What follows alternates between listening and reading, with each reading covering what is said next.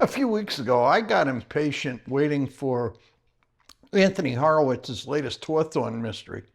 So I decided to go back to the beginning, and I picked up the first one in the Hawthorne series. Now that book The Word is Murder. It involves a woman who goes into a funeral home and arranges her own funeral. She goes home and promptly gets herself murdered. Hawthorne and Horowitz are on the case. Anthony Horowitz understands how to keep you hooked without resorting to tired old cliches.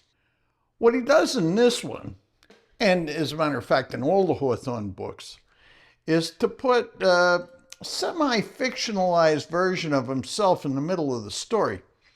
He's kind of Watson to a detective named Hawthorne.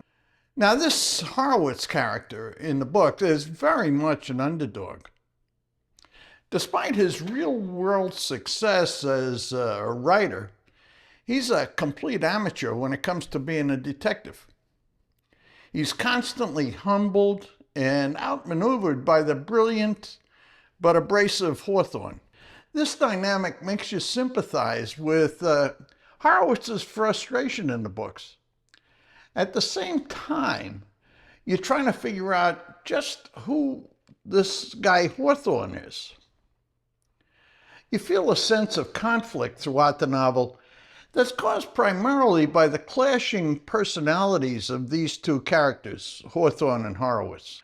Now, Hawthorne is a disgraced former detective.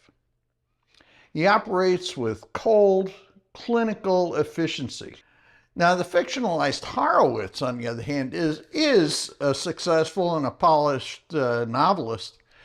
Their interactions are defined by genuine friction and mutual irritation rather than some kind of phony camaraderie.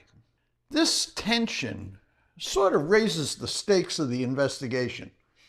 It makes the interpersonal drama between the two of them pretty much just as compelling as the hunt for the killer. In terms of writing this book, Horowitz keeps the narrative lean and focused. The story moves pretty quickly from one revelation to the next. There are no unnecessary subplots, and each chapter is designed to seamlessly lead into the next. He uses cliffhangers, clever shifts in perspective that keep you, or me, the reader, several steps behind the investigator. The book really kind of grabs you because it prioritizes a well-constructed plot and complex character dynamics over the distractions you get in a lot of other mysteries. It's clever, and it's pretty tightly wound from start to finish.